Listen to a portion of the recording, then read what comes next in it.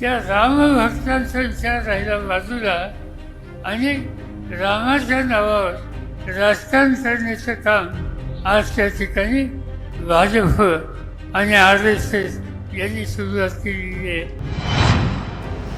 त्या मंदिराचा इतिहास जर बघितला, तिचं मंदिर बाबरी मस्जिद फाडल्याच्या नंतर बांधण्याचा ज्यावेळी विचार झाला त्यावेळेला त्याची परवानगी ही राजीव गांधी प्रधानमंत्री असताना झाली. देशाच्या प्रधानमंत्र्यांनी सांगितलं की आता 10 दिवस मी उपवास करणार आहे. आजचं केंद्र सरकार या प्रश्नाच्या ऐवजी दुसऱ्या धार्मिक प्रश्नावर लोकांचं मन वळवण्याचा प्रयत्न करतात. अयोध्येचं श्रीराम, मर्यादा पुरुष श्रीराम याच्याबद्दलचा आदर या देशाच्या सगळ्या लोकांना आहे. त्याचा कुणी अनादर करत नाही. जरूर मर्यादा पुरुषां रामच्याबद्दलच्या आदराच्या भावना या देशातल्या कोट्यावधी लोकांच्या मनात आहेत. देशाबाहेरचे सुद्धा जे भारतीय आहेत ते त्यांच्या मनामध्ये आहे.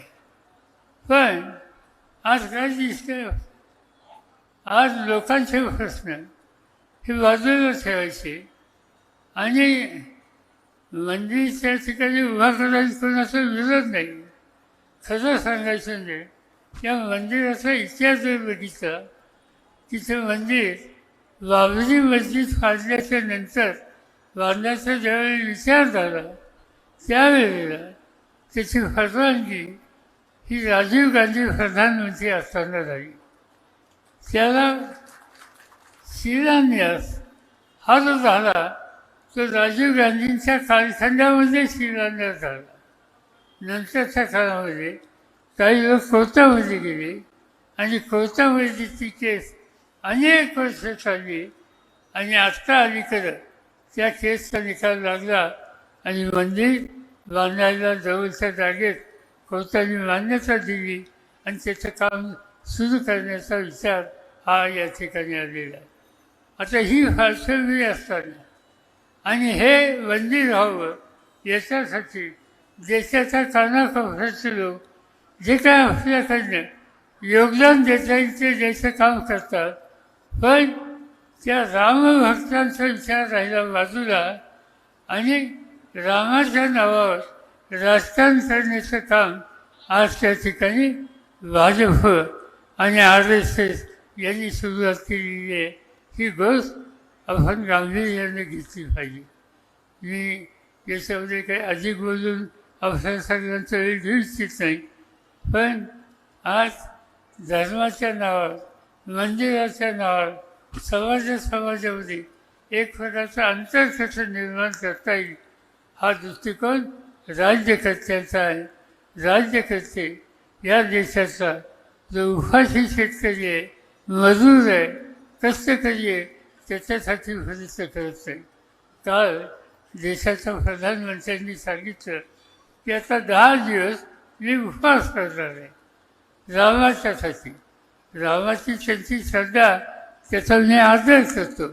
पण उपवास उद्या या देशाची गरिबी घालवण्यासाठी असा काही कार्यक्रम घ्यावा हे त्यांनी सांगितलं असतं तर लोकांनी त्याचं कौतुक केलं असतं. पण या सगळ्या गोष्टीचं खरं मूलभूत प्रश्नाकडं लक्ष नाही.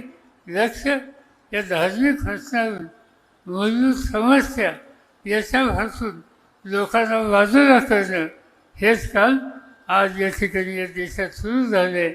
आणि म्हणून आपल्याला जागं राहावं लागेल, एक राहावं लागेल आणि ते एक राहून आपापसात वागावं, प्रश्न सोडवायला खबरदारी घेतली पाहिजे. मला आनंद आहे की या ठिकाणी पराभव झाल्याच्या नंतरसुद्धा उत्तमरावने आपलं काम, जनतेची सेवा ही चालू ठेवलेली आहे. पराभव होतो ज्याचा उल्लेख जयंतरावने या ठिकाणी केला. माझ्या आयुष्यात एकदा पराभव मी पाहिला. मी राज्यसभा, लोकसभा, विधानसभा, विधान परिषद याच्या 14 निवडणुका लढलो. 14च्या 14 जिंकलो. कधी मला पराभव व्हायच नव्हता. पण एका निवडणुकीत माझा पराभव झाला आणि ती निवडणूक वेगळी होती. ती निवडणूक होती क्रिकेटची. क्रिकेटच्या निवडणुकीमध्ये मी मुंबईचा अध्यक्ष होतो. नंतर मुंबईच्या नंतर मी ऑल इंडिया VCI त्याचा अध्यक्ष झालो. त्याच्यानंतर मी आशिया खंडाचा अध्यक्ष झालो आणि त्या ठिकाणी एका निवडणुकीमध्ये माझा पराभव कलकत्त्याच्या एका माणसाने केला. माझ्या डोक्याची वाव होती. पण नावच व्हायचं नाही, हे संस्कार आमच्या लोकांच्याच आहे. आणि ते नावच व्हायचं नाही हे ठरल्यानंतर VCIचा तर अध्यक्ष झालोच, पण आशिया खंडाच्या क्रिकेटचा अध्यक्ष झालो. आणि एक दिवशी जगाची क्रिकेट संघटना जी आहे त्याचाही मी अध्यक्ष झालो. आणि सांगायचं तात्पर्य असं, धीर सोडायचं नाही, काम सोडायचं नाही, लोकांची आणि विषयाची बांधिलकी ही सोडायची नाही, अखंड कष्ट करायचे. जे आपलं असतं लोक त्याची नोंद घेतात.